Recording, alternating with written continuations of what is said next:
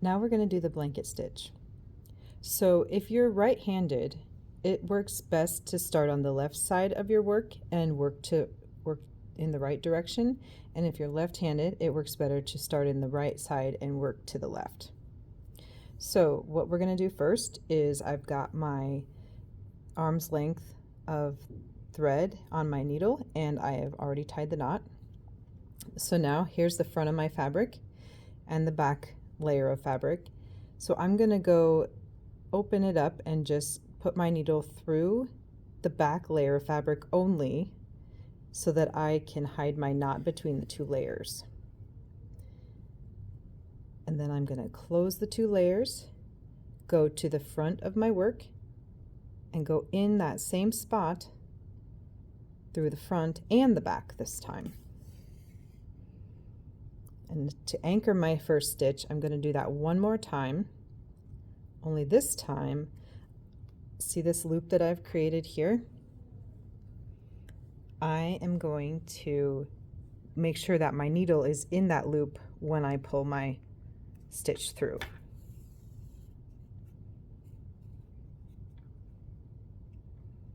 Okay, that's the first stitch, and you only do the two stitches in one place for the first stitch when you're anchoring it.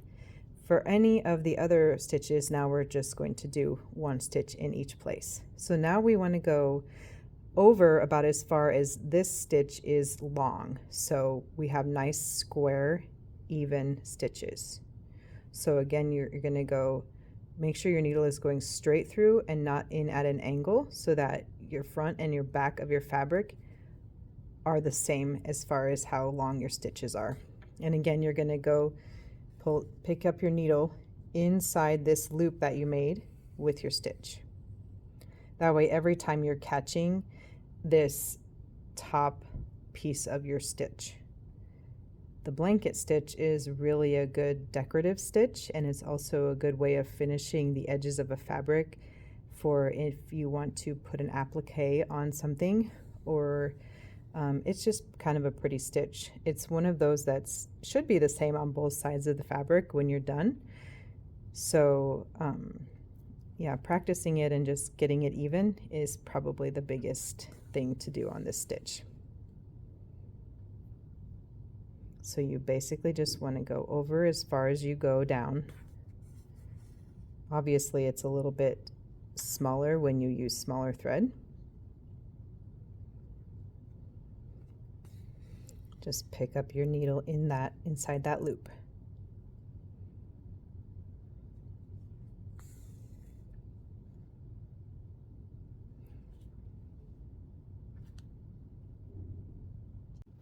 Okay, I have rethreaded my needle and knotted it. And now here's how we begin where we left off after we need to rethread our needle. You peek inside the two layers again where your last stitch and knot are. You go right here where the last stitch was in the back of the fabric. You just go out that layer and you tuck your knot and tail inside between the two layers again. And then just like over here when we anchored this one, we're going to do one stitch through the front and the back. But now, instead of doing those two stitches like we did over here, we've already made our loop, and we're just going to continue now, picking our needle up through that loop.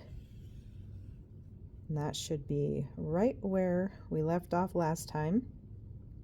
And now you can just go from there. Now, one of the tricky things with the blanket stitch is sometimes, especially when you're appliquing or you're coming to the corner of a blanket, it's kind of tricky to go around a corner. So I'm gonna speed up here a little bit and show you how to get around a corner.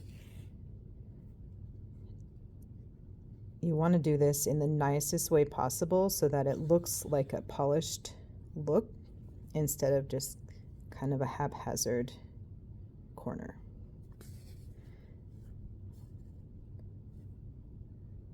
You also have to sort of, when you get near the edge of your fabric, kind of coax your loop over the edge so that it's not catching and tangling. So when you get to the point where you have the same distance from each side, that's where you will start turning your corner. So I have one more stitch here before I do that.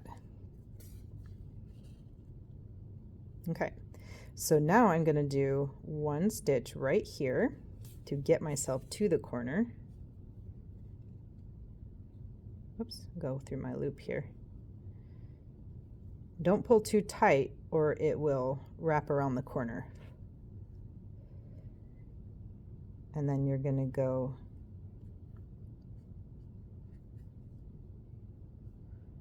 one here on the corner. So one next to the corner, one on the corner so that it will go diagonally.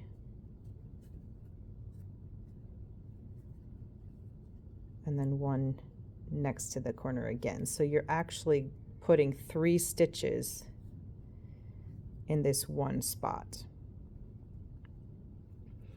And then you just, and if your thread gets tangled like this, you can just spin your needle and it kind of untangles. So now you can move on and continue on with the spacing that you had before. But that's how you turn a corner.